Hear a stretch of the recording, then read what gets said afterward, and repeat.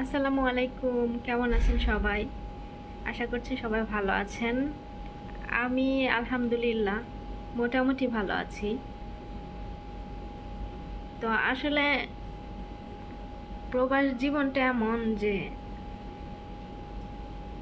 বাংলাদেশে যদি নিজের পরিবারের কেউ অসুস্থ থাকে, আমরা কাছে গিয়ে দেখতে পারি না, আমাদের দেখার সেই রকম সৌভাগ্য হয় না। যদি কাছে হইতো তাহলে মনে হয় যে উড়ে উড়ে চলে যেতাম, কিন্তু এমন এক জায়গাতে আছি যেখানে যাওয়ার জন্য আগের থেকে প্রিপারেশন নিতে হয়, হুট করে চাইলে যাওয়া যায় না। তো গত 2 মাস যাবৎ আমার খালা খুবই অসুস্থ, প্রেগনেন্ট ছিল। প্রেগনেন্ট অবস্থা থেকেই ওর খালার ব্লাড যাইতো। তো হসপিটালে দৌড়াদৌড়ির মধ্যে ছিল ওই 2 মাস। হসপিটালে কিছুদিন রাখলে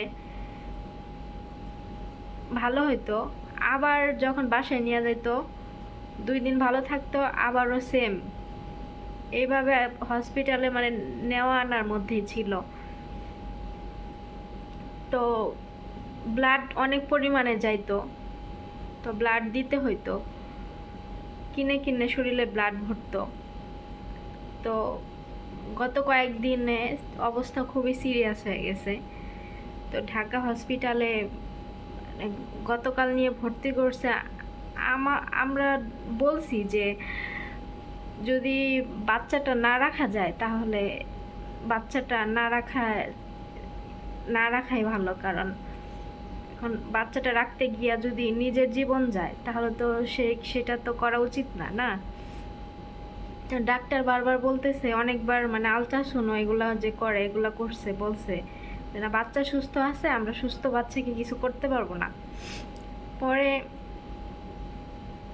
তারপরে তো কোনো মতে ভালো হচ্ছে না, প্রায় 2 মাসের মতো এরকম নিয়ে দৌড়াদৌড়ি করতেছে, হসপিটাল নিচ্ছে, বাসায় আনতেছে, সেম ভালো হচ্ছে না। তো গতকালকে অবস্থাটা খুবই সিরিয়াস হয়ে গেছিলো। পরে ঢাকা হসপিটালে নিয়ে গেছে, নিয়ে যাওয়ার পর ওখানে ঢাকা সরোয়ার্দী হসপিটালে ভর্তি করছে। করার পরে ওটা সরকারি হলেও আধা সরকারি চিকিৎসা খুব ভালো।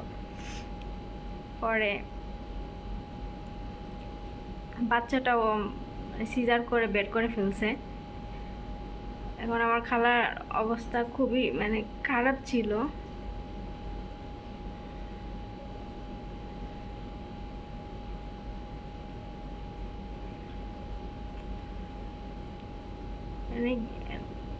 জ্ঞান ফিরে নাই।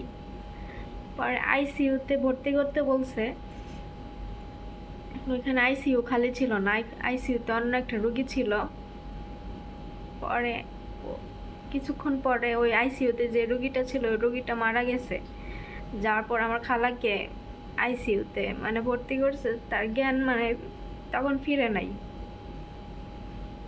পরে সারা রাত আমি ঘুমাইতে পারি না, একটু পর পর শুধু ফোন দেখছি যে বাসার থেকে কোনো বাজে খারাপ খবর আসে কি না। আসলে এই অনুভূতিটা বোঝানোর মতো না। পরিবারে কেউ যদি অসুস্থ হয়, এই অনুভূতিটা আসলে বোঝানোর মতো না।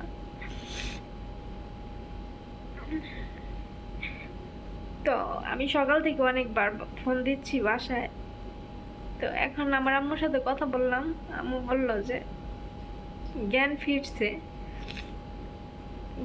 এখন নাকি কথা বলতে পারে না, ইশারা এবার কি বুঝায়।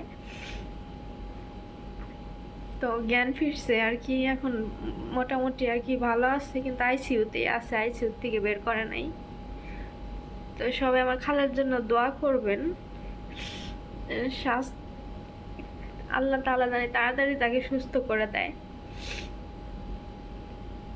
খালার 2টা মেয়ে, একটা ছেলের আশায় বাচ্চা নিয়েছিল। একটা মেয়ে বিয়ের উপযুক্ত, আর একটা মেয়ে একটু ছোট, 10 বছর 12 বছর হবে। তো একটা ছেলের আশায় নিয়েছিল, সবারই তো একটা আশা থাকে, কিন্তু আল্লাহ সেই আশাটা পূরণ করে নাই। তো এইটা কেন হয়েছে আমি আপনাদের সাথে পরে এক সময় শেয়ার করব। সময় নিয়ে। এখন আপনারা অবশ্যই আমার খালার জন্য দোয়া করবেন, আর যাতে করে তাড়াতাড়ি সুস্থ হয়ে যায়। আমার খুবই মানে খারাপ লাগতেছে, মন টিকতেছে না এখানে। বারবার খালি বাংলাদেশে ফোন দিচ্ছি যে কি অবস্থা কি অবস্থা। আবার এদিকে কাজ করি আর টেনশন হয় যে কোনো খারাপ খবর কি আসে কিনা দেশ থেকে। তো সবাই দোয়া করবেন আমার খালার জন্য, আমার খালা যেন তাড়াতাড়ি সুস্থ হয়ে যায়, তার মেয়ের তার বাচ্চাদের কাছে যাতে আবার ফিরে যেতে পারে। কারণ মা হারা বাচ্চাদের অনেক, দুনিয়াতে অনেক কষ্ট। বাবা না থাকলেও মা অনেক আদর যত্ন করে মানুষ করে, কিন্তু